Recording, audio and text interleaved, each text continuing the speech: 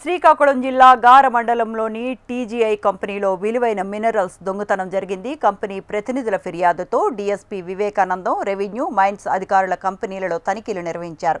International మార్కెట్లో కోట్ల రూపాయల విలువైన గార్నెట్, ఇల్లుమైనైట్ వంటి మినరల్స్ చోరీకి గురైనట్లు గుర్తించారు. కేంద్ర ప్రభుత్వ నిర్ణయంతో మినరల్ కంపెనీలు నిలిపివేసిన తర్వాత మినరల్ బాధ్యతలను మైన్స్ అధికారులు పర్యవేక్షిస్తున్నారు.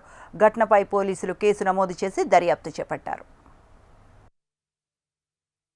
ప్రైవేట్ ఇండియా లిమిటెడ్ వారి ప్రెమిసెస్లో ఉన్నటువంటి వాల్యుబుల్ మినరల్స్ని థెఫ్ట్ చేశారని, దాన్ని దర్యాప్తు చేయమని, దాన్ని ఇన్స్పెక్షన్ చేయమని చెప్పి మాకు ఆదేశాలు ఇవ్వడం జరిగింది. దాంట్లో భాగంగానే ఈ దినము మరి రెవెన్యూ వారు, తర్వాత పోలీస్ డిపార్ట్మెంట్ వారు, మా డిపార్ట్మెంటు, తర్వాత మరి ఏపీఎండిసి వారు అందరు కలిసి వచ్చి ఈ ప్రెమిసెస్ను, తర్వాత బయట స్టాక్ చేసినటువంటి ఇసుక స్టాకులను వీటన్నిటిని కూడా మరి తనిఖీ చేయడం జరిగింది. ఎందుకంటే 22వ సంవత్సరంలోనే ఏదైతే గవర్నమెంట్ 2018లో సెంట్రల్ గవర్నమెంట్ మరి కాన్ఫిస్కేషన్ చేయమన్నప్పుడు కాన్ఫిస్కేషన్ చేసి ఏపీఎండిసికి ఈ స్టాక్స్ అన్నీ కూడా అప్పగించడం జరిగింది. సో అవన్నీ కూడా థెఫ్ట్ జరిగినాయని 24వ సంవత్సరంలో మైన్స్ డిపార్ట్మెంట్ వారు కూడా ఇన్స్పెక్షన్ చేశారు, తనిఖీలు నివేదికలు కూడా సమర్పించారు.